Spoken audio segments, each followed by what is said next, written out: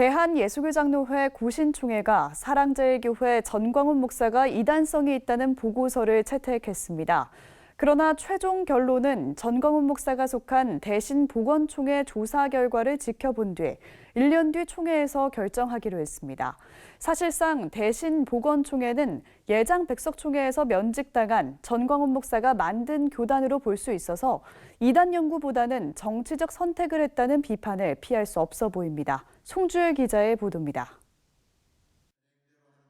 예장 고신총회 이단대책위원회는 70회 총회를 앞두고 사랑제일교회 전광훈 목사를 정통 기독교에서 벗어난 이단성이 있는 이단 옹호자라고 결론지었습니다. 그러나 예장 고신총회는 전광훈 목사의 이단성 결론을 내린 이단대책위원회의 보고는 받되 최종 결정은 1년 뒤 총회에서 결정하기로 했습니다.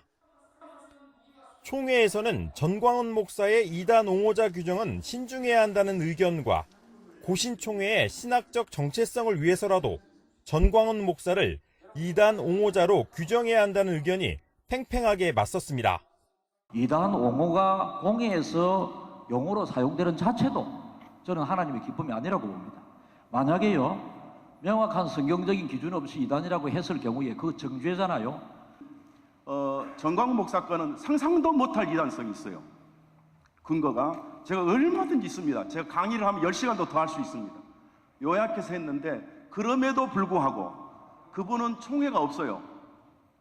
그러나 이번 고신총회의 전광훈 목사 관련 결의는 교계는 물론 사회적으로도 정치적 선택이라는 비판을 피하기 어려워 보입니다.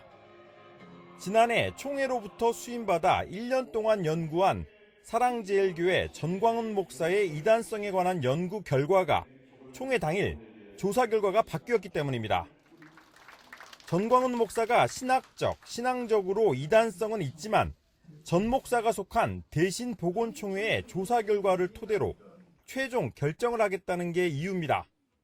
대신보건총회는 전광훈 목사가 예장 백석총회로부터 면직돼 만들어진 것으로 알려진 총회로 사실상 전광훈 목사의 영향력이 큽니다. 따라서 고신총회 이대위가 1년 동안 연구한 보고서를 전광훈 목사 영향력이 큰 교단 조사 결과에 의존한다는 것이어서 고신총회답지 못한 처사란 비판을 피하기 어려워 보입니다. 그런데 예장 고신총회는 전광훈 목사가 대표회장을 지낸 한기총에 대해서는 이단 옹호단체로 규정했습니다.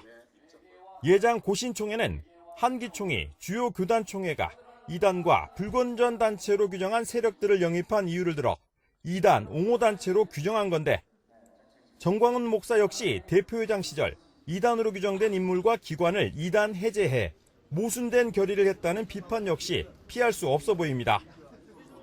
이와 달리 예장 고신총회는 진보 성향의 기독 언론 매체 뉴스엔조이에 대해서는 반성경적 반기독교 언론으로 규정하고 구독 금지를 결의해 사회적 파장이 예고됩니다.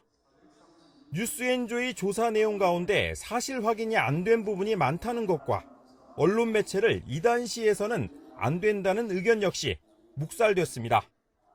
CBS 뉴스 송주열입니다.